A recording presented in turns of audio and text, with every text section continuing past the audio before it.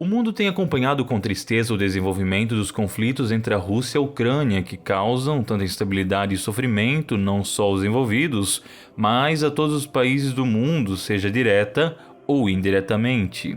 Em meio a essa crise chamou atenção, no entanto, o discurso do presidente Vladimir Putin, onde ele afirmou, entre outras coisas, que a Ucrânia faz parte do legado histórico e cultural da Rússia.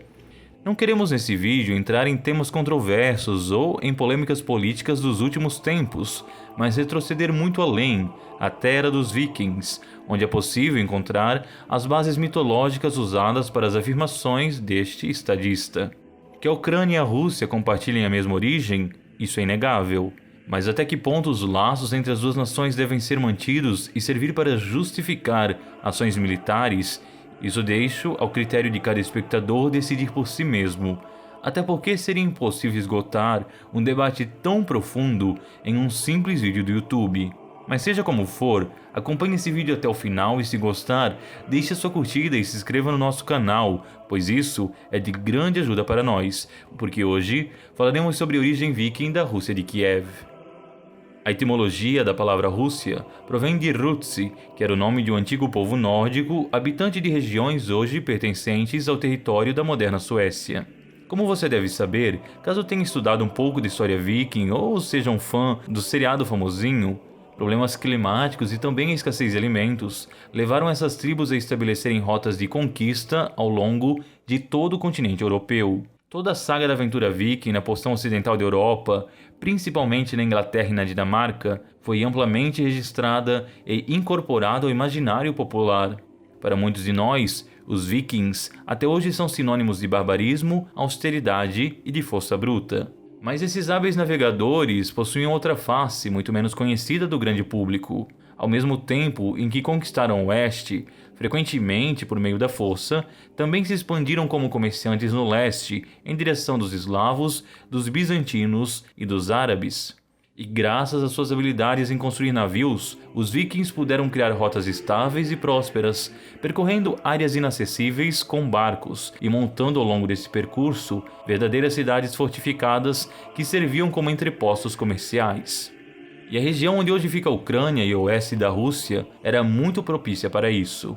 Ali viviam muitos povos diferentes, desde gregos, passando por eslavos, tártaros, bizantinos e nórdicos. Era uma região disputada, onde dezenas de comunidades buscavam se fixar e lutavam de forma ferrenha entre si.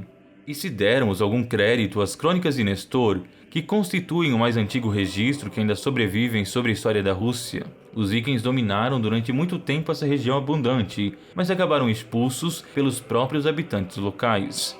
O que se seguiu, no entanto, foi um período de ainda mais instabilidade política, e as disputas cresceram num nível vertiginoso. Foi então que alguns nobres de uma importante cidade, Novgorod, localizada hoje no atual território russo, conspiraram para se unir novamente aos vikings, elegendo um deles, o poderoso Rurik, como monarca.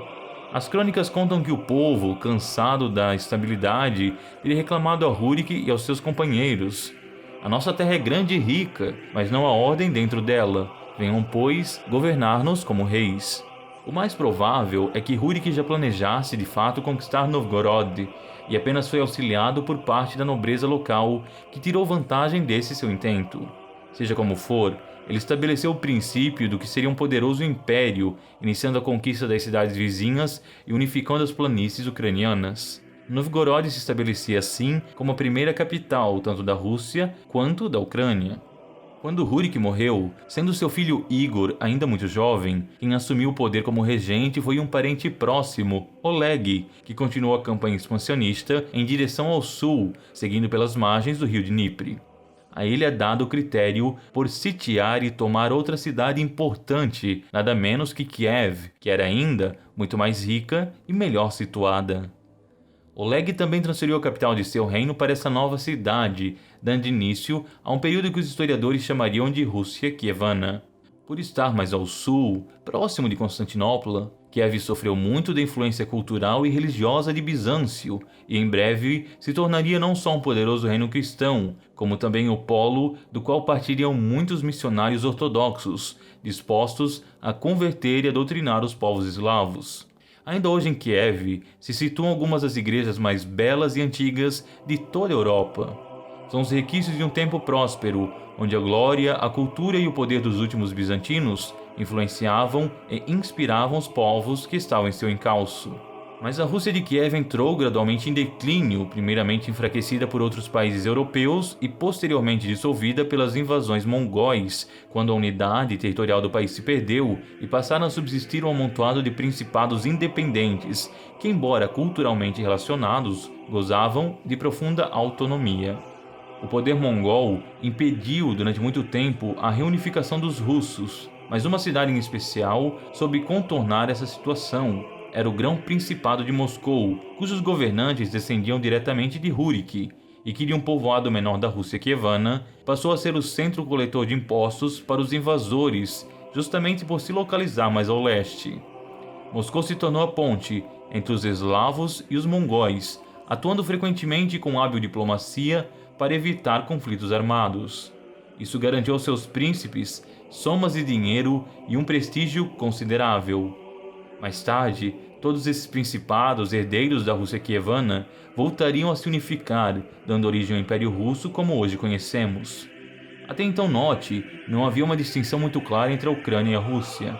Na verdade, a própria Ucrânia, como conhecemos, não era ainda unificada e autônoma.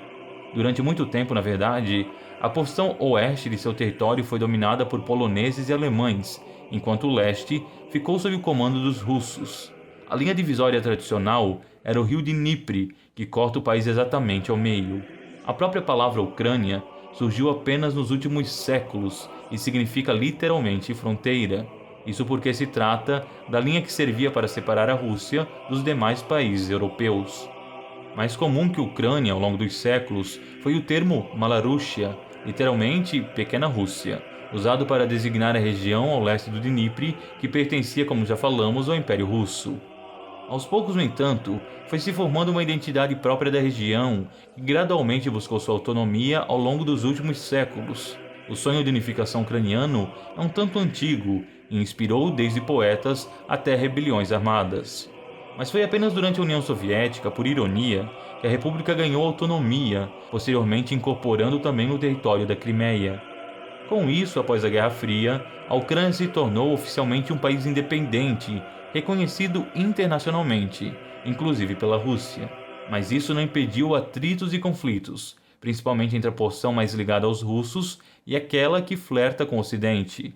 O Dnipro, além de rasgar o país ao meio, parece ainda dividir duas culturas quase distintas, como podemos perceber pelos resultados das últimas eleições.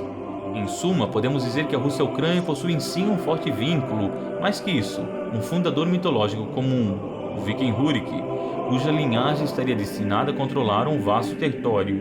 Mas esse passado em comum não depõe contra a atual autonomia da Ucrânia, nem tira o fato de que hoje se tratam de dois países distintos e soberanos. Ademais, sobre os recentes acontecimentos, toda guerra é sempre uma tragédia, como nos tem provado a história.